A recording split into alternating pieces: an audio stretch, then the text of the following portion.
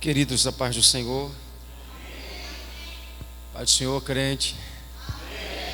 Eu quero manifestar a minha gratidão a Deus pela oportunidade que o mesmo nos concede de poder estar aqui mais uma vez. Eu acho que tem mais ou menos 2 anos ou mais, né? Eu estive aqui, é muito tempo.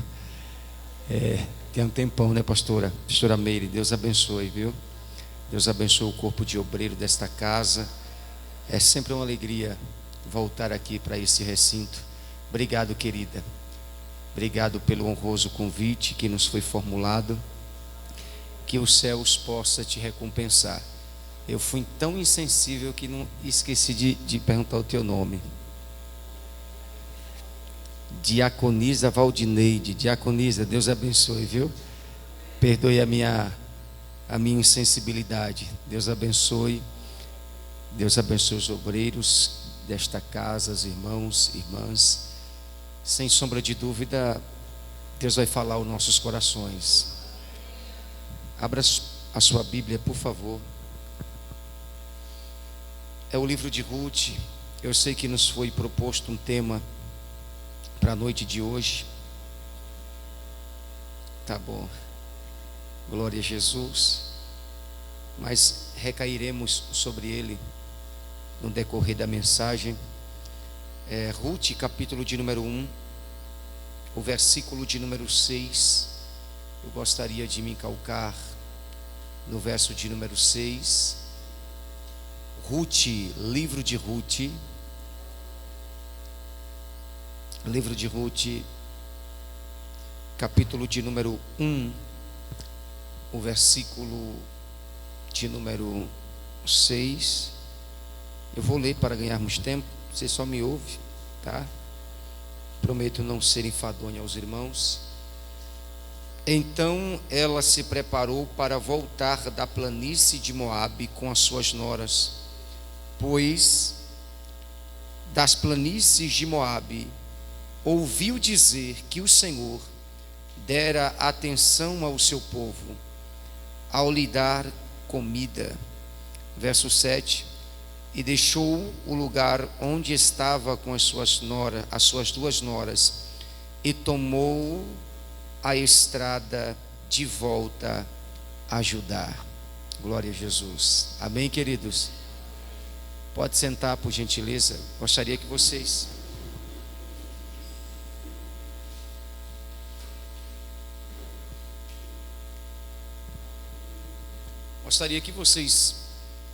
prestassem muito bem atenção, muita atenção, melhor dizendo, para a semente que iremos semear na noite de hoje, porque é um texto muito conhecido, de fato, é uma história muito pregada, mas eu só queria me basear, eu gostaria de ficar somente no capítulo de número 1 e no versículo de número 6 que acabamos de ler.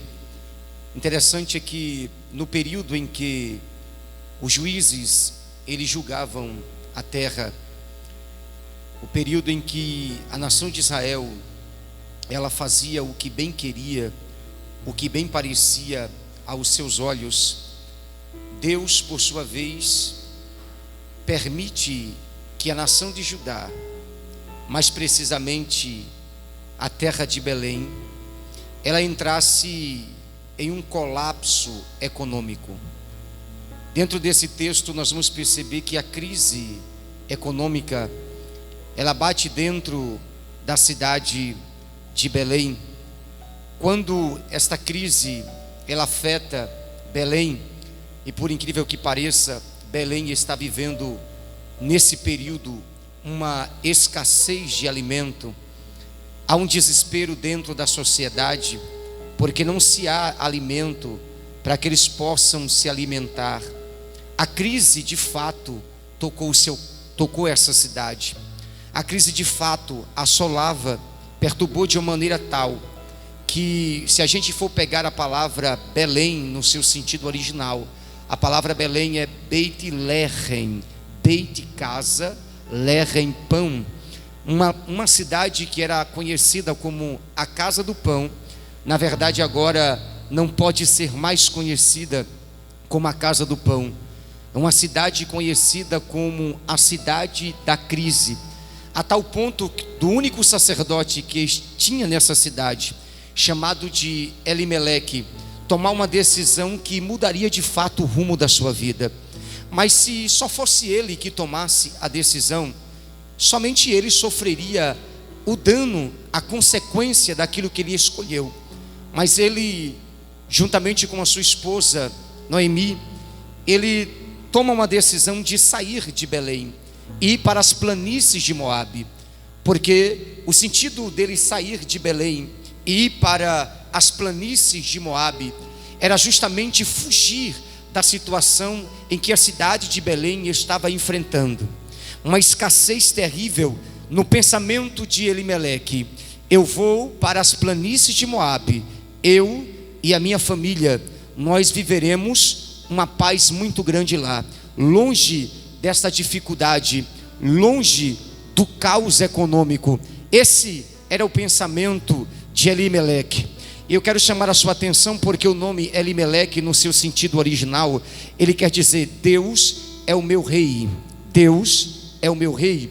Mas no momento em que Elimeleque toma a decisão de sair de Belém para ir para as planícies de Moabe, Elimeleque não está fazendo jus ao significado do seu nome, porque o significado do seu nome é Deus é o meu rei, e o sentido da palavra Deus é o meu rei, ele está dizendo: quem governa a minha vida é Deus, quem me dá a direção da vida é Deus, quem me direciona é Deus, quem domina é Deus, quem rege é Deus. Mas a partir do momento que ele diz: sairei de Belém, irei para Moabe com Marlon, Quilion e Noemi, ele estava dizendo: Deus não é mais o meu rei, Deus não é mais o meu guia, Deus não me direciona mais, Deus não vai me dar, Deus não vai reger mais a minha vida. É um perigo, e eu gostaria que você ouvisse isso aqui atentamente. É um perigo quando nós tomamos decisão pela força da situação. Não é que ele queria de fato, a situação a pressionou e o pressionou a sair de Belém. E Belém, na verdade, é o lugar onde Deus te colocou, e a situação não pode te tirar. Eu gostaria que você levantasse a mão para cima para pregar essa palavra profética. A situação não vai te dar a diretriz, a situação não vai te dar o direcionamento. Deus está dizendo: ainda que a crise venha bater na tua porta, ainda que a crise venha bater em nosso Brasil, mas eu ainda sou aquele que dou a direção à minha igreja, eu sou aquele que ainda rejo a minha igreja, eu sou aquele que cuido da minha igreja. Por gentileza, pegue essa palavra, por favor. Não tome nenhuma decisão precipitada, porque Deus é aquele que dá a direção certa na hora certa, no momento certo. É só você aguardar e confiar nele.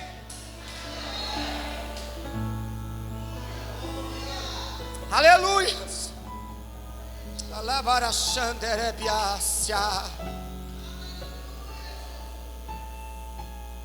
A dificuldade vem para nós, é para nós, é nós. E se você não enfrentar dificuldade, alguma coisa de errado tem em você.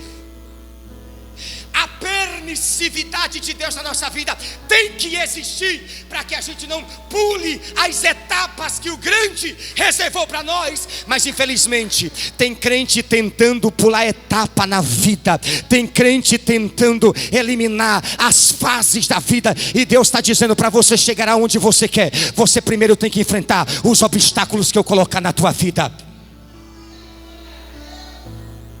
Não se chega ao pódio da vitória sem antes passar pela corrida da vida. Felizmente a gente tem tentado isso. A gente tem tentado burlar os obstáculos que Deus tem preparado para a nossa vida. Elimeleque disse assim: eu não vou passar por essa fase, eu não vou passar por essa dificuldade. Deixa eu te falar uma coisa para você. Que medo é esse de enfrentar a dificuldade? Que medo é esse de enfrentar as situações diversas da nossa vida? Que medo é esse? Pelo amor de Deus, eu preciso que você guarde essa palavra. Se você está enfrentando a dificuldade, Deus está dizendo: no meio delas eu estou com você. No meio da luta eu passarei com você e não vou abrir mão de ti por causa dessa prova. Só o que você não sabe é que quando você tenta fugir das fases que Deus preparou para nós passarmos, você não só coloca em risco a tua vida, você não só coloca em risco você coloca em risco você, a tua casa, teus filhos, tua família e até mesmo a tua parentela. Porque se Alimeleque decidisse sair, ele que fosse só, mas ele teve que levar quem? Marlon, Quilion e Noemi. A escolha foi dele, mas quem sofreu a consequência foi a... Levante a mão, por favor, pegue isso aqui. Não tome nenhuma decisão precipitada, porque você pode colocar em risco a tua casa.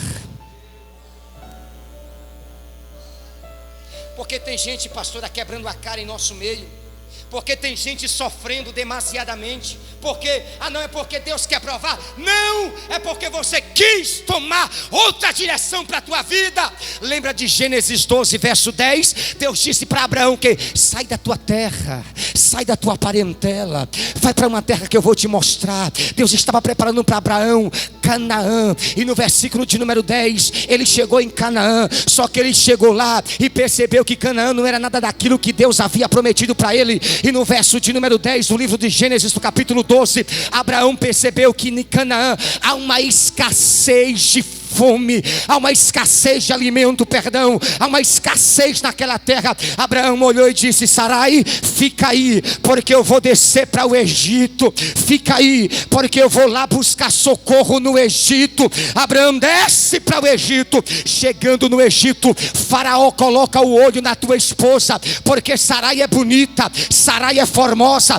tinha um corpo esbelto. Para ele ficar com a esposa de Abraão, ele tinha que matar Abraão. Mas Deus teve misericórdia de Abraão. Deus estava dando uma lição para Abraão. Abraão, mesmo que eu tenha te prometido, mesmo que dentro dessa promessa ainda há uma dificuldade, mas você não tem o direito de arredar o pé da onde eu te coloquei. Ainda que no lugar que eu te prometi venha ter dificuldade, venha ter problema, mas não arrede o teu pé, porque quem te prometeu é fiel. Quem te prometeu é fiel. Quem te prometeu é fiel. E quem te prometeu é fiel.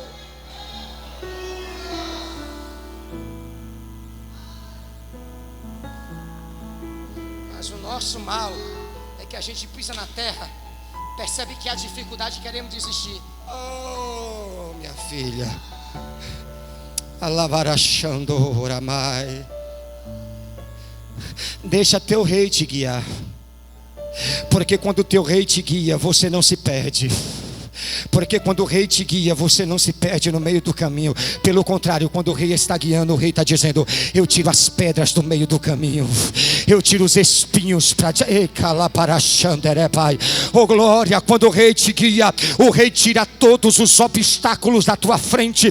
Quando o rei guia, o rei tira toda a dificuldade que sobreveio à tua vida. Porque quem manda em nós é o rei, e ele se responsabiliza.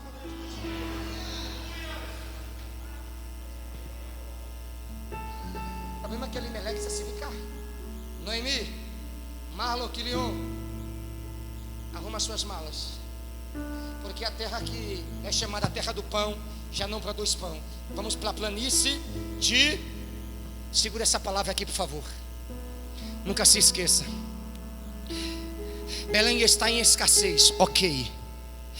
Ao olhar a planície de Moabe, eles vão perceber que há um espaço muito bom, planícies verdejantes, alguns verdejantes, um campo vasto, para eles poderem se manter com a sua família. Mas a concupiscência dos olhos nem sempre é a vontade de Deus para a tua vida. O desejo dos teus olhos nem sempre é a vontade de Deus para a tua vida. Às vezes você está indo por causa dos olhares, porque os seus olhos se agradou, porque os seus olhos se encheu. Só que Deus está dizendo: o meu desejo não é o teu olhar, o meu desejo, a minha vontade é soberana. O teu olhar é enganoso, a tua vista pode embaraçar, mas o meu propósito fará com que você permaneça firme naquilo que eu estabeleci para a tua vida. Cuidado com as escolhas que você faz pelos teus olhos, cuidado com as decisões que você toma pelo teu olhar. Se você quer alguma coisa de Deus, vai orar. Se você quer uma direção, vai orar. Se você quer uma resposta, vai orar. Se você quer mudança na tua casa, vai orar, porque os teus olhos nem sempre é a vontade de Deus para a tua vida.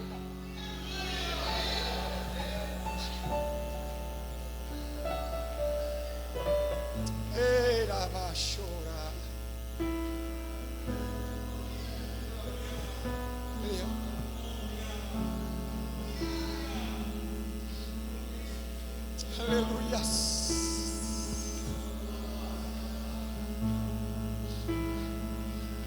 Posso profetizar? Posso profetizar? Eu sou profeta da Bíblia. Isaías capítulo 64, versículo 4 está escrito: porque desde da antiguidade não se viu, nem com os ouvidos se percebeu, um Deus além de ti, que trabalha para aquele que nele espera. Espera, ai caparachou, espera. O Espírito de Deus está me impulsionando a liberar essa palavra profética para você.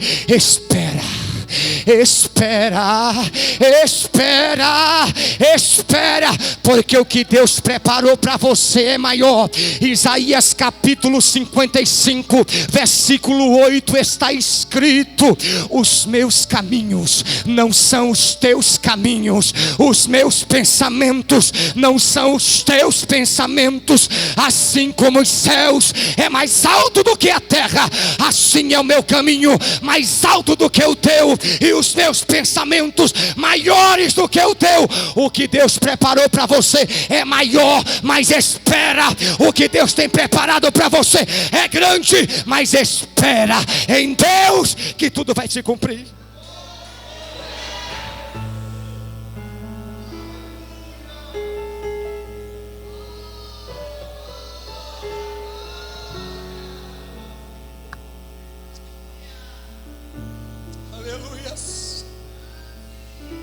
Aleluias.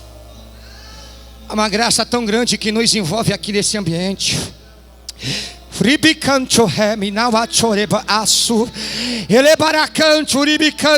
Deus me diz aqui: diga para alguém que ainda não é chegada a minha hora na vida dela. No momento certo, na hora certa, eu me revelarei e mostrarei a direção que se deve tomar. Mas agora, espera.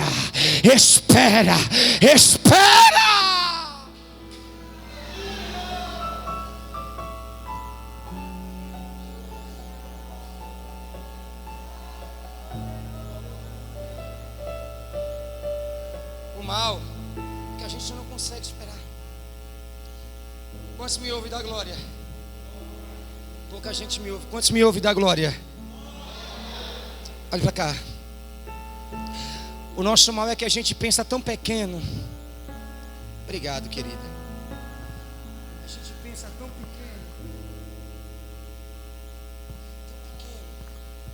que a gente às vezes se apropria do texto que Davi mesmo falou. Isso é um perigo. Ah, pastor, mas não é Bíblia? Calma, é uma frase dita por Davi. Você já leu o Salmo 55, versículo 6? Olha o que foi que Davi disse. Davi disse assim: quem me dera. Salmo 55, verso 6. Quem me dera ter asas como de uma pomba. Olha o pensamento de Davi. Quem me dera ter asas como de uma pomba. Só que o versículo 7 é o que me intriga. Para que você quer ter uma asa de uma pomba? O versículo 7 ele dá a resposta. No verso 6 ele disse: quem me dera ter uma asa de uma pomba, para poder voar e buscar um abrigo. Só que no verso 7 ele diz assim: ó, eu queria ficar bem longe, bem longe, bem longe, bem longe, no lugar deserto. Sabe o que ele estava dizendo? Oh, por eu não aguentar a situação, eu quero me excluir dela, eu quero fugir dela. Porque a asa de pombo, ou um pombo, essa ave pequena, ela não aguenta muita coisa não. Essa ave pequena, ela não suporta uma rajada de vento de 40 quilômetros. O vento sopra, ela cai. O vento bate, ela reia. Porque a asa de uma pomba é frágil. Assim tem muita gente frágil, querendo se esconder da situação que a vida te ofereceu, querendo fugir das dificuldades que a vida lhe proporcionou, e sem saber, está morrendo, porque o vento está acabando com você. Mas eu não quero pregar aqui para um crente que quer uma asa de pomba. Eu não quero pregar.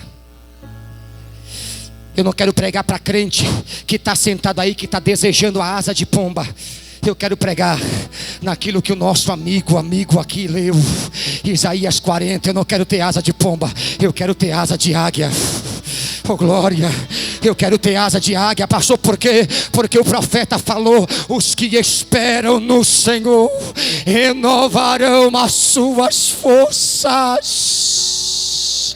Oh glória, se eu fosse você, eu já levantava a sua mão para pegar essa palavra profética. Se o pombo não consegue suportar a rajada de vento, Deus está dizendo: você que é águia vai conseguir. Ainda que o vento, a tempestade queira te jogar para o chão, ainda que a tempestade queira te matar, eu vou fazer você voar tão alto, tão alto, tão alto, que os inimigos não vão conseguir te enxergar. Porque o que eu te dei foi a preparação de uma águia. Oh glória, abre a boca para adorar. Alaparaxaia abatoé.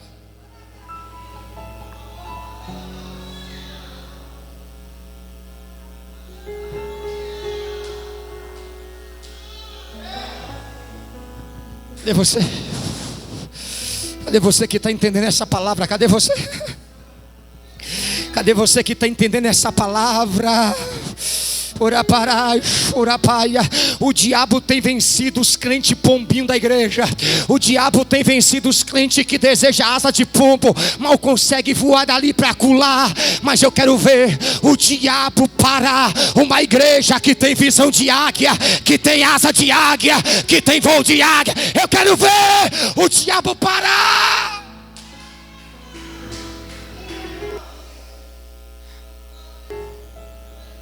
O senhor sabe o que é que os ímpios falam, pastora? Nessa pandemia essa igreja está aberta porque os pastores querem dízimo. É assim que ele fala. O diabo é terrível. E a lei governamental, a pressão governamental vem para cima da igreja, da instituição igreja. E quanto mais ele bate, mais a igreja fica aberta. Quanto mais eles perseguem, mais a igreja vai crescendo. Quanto mais eles comprimem, mais a igreja vai avançando.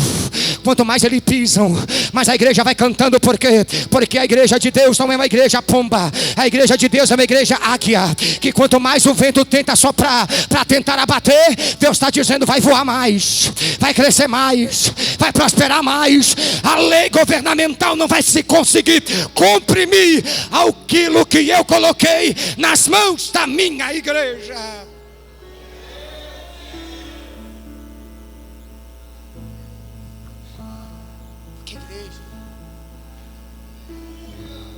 Tem visão de águia,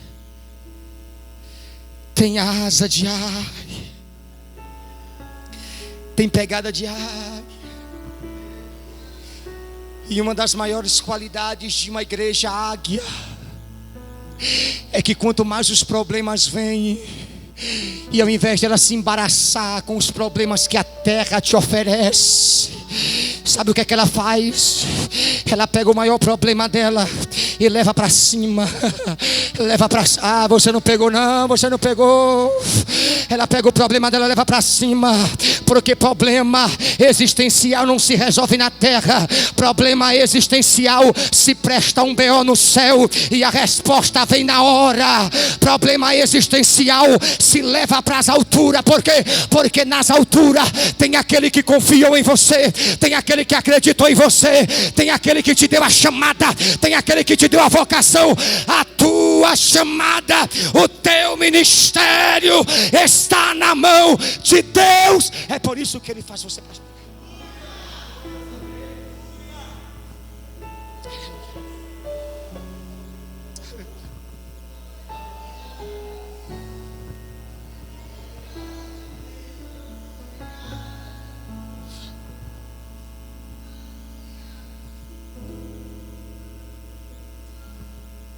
Você só tem duas opções. Você só tem duas opções: voltar ou prosseguir.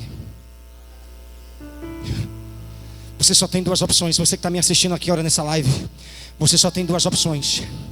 Ou você volta e é vencido pelas tempestades da vida, pelas dificuldades, pelos colapsos dessa crise econômica que instalou em um Brasil. Ou você vai adiante e acredita no Deus que te fez a promessa. Sim, sim. Enquanto esses poderes políticos estão tentando arrebentar com o nosso Brasil, fazendo com que o Brasil viva em uma crise existencial, Deus está dizendo: a crise não vai atingir a minha igreja. Porque o que eu conheço de crente, membro da nossa igreja, que em meio à crise prosperou, é Deus dizendo: a crise afeta lá, mas a minha obra não, a minha casa não, o meu povo não, porque foi eu que chamei. Você escolhe: prossegue ou retrocede. Você decide se vai ou se fica. Você decide se é feliz ou é infeliz. Você decide se levanta o troféu ou se abaixa a bandeira. É você que decide.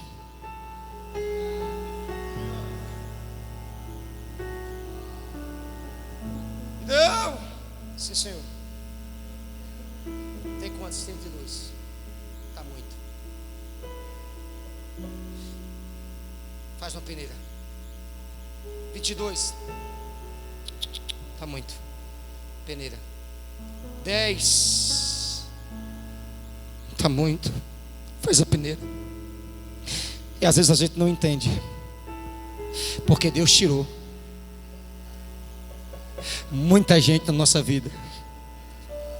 É porque Ele diz assim: ó, Gideão, se eu deixasse os 32 mil, se eles vencessem, eles iam dizer que era pela força do seu poder. E sabe por que também eu estou tirando? Porque tem muita gente que no meio do caminho ia desistir. Então eu vou tirar logo. E além de desistir, ia afetar outros que estavam.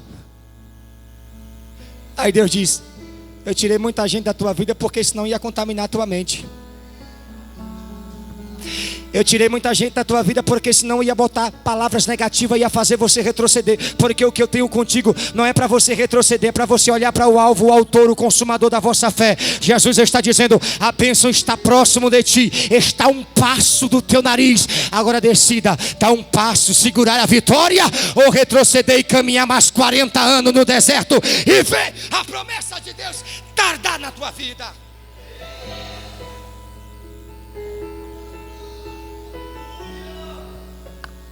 Que a bênção está aqui, pastor. Aí. Pense num povo besta. É aquele povo que enfrentou tanto, engoliu o camelo e quer se engasgar com o mosquito.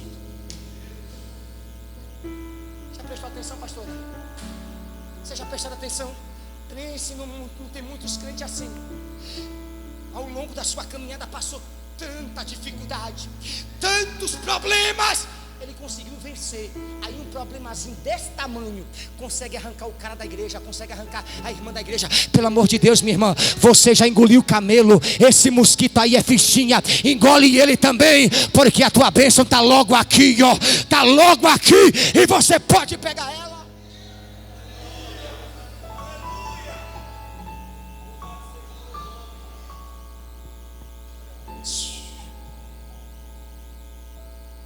Você não pode desistir agora.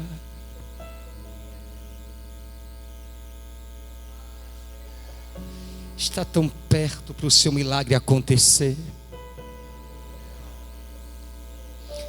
Encerro com isso aqui. Um dia eu estava pregando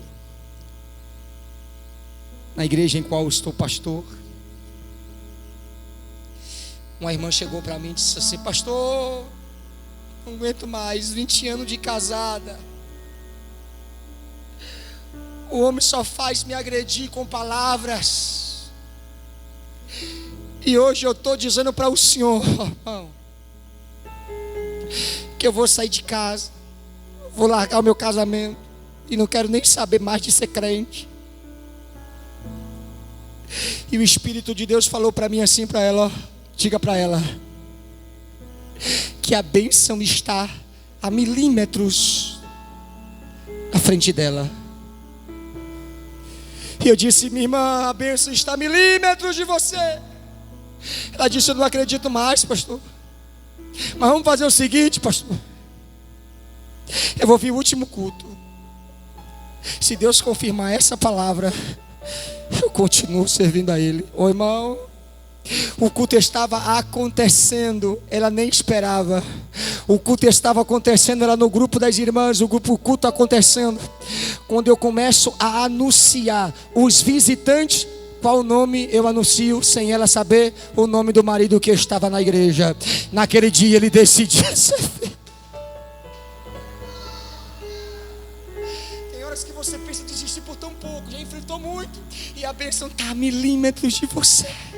Levante a sua mão, por favor, porque hoje o Espírito de Deus me autoriza a profetizar nesta igreja, nesta casa, para este povo abençoado. O Espírito Santo está me autorizando a dizer para você: aguenta mais um pouquinho, porque eu vou te surpreender por esses dias. Aguenta mais um pouquinho, porque eu vou te fazer uma grande surpresa, que o teu coração vai se alegrar, o teu coração vai gritar, o teu coração vai louvar. Aguenta mais um pouquinho, porque o que eu preparei para você é coisa grande, mas espera somente um pouquinho.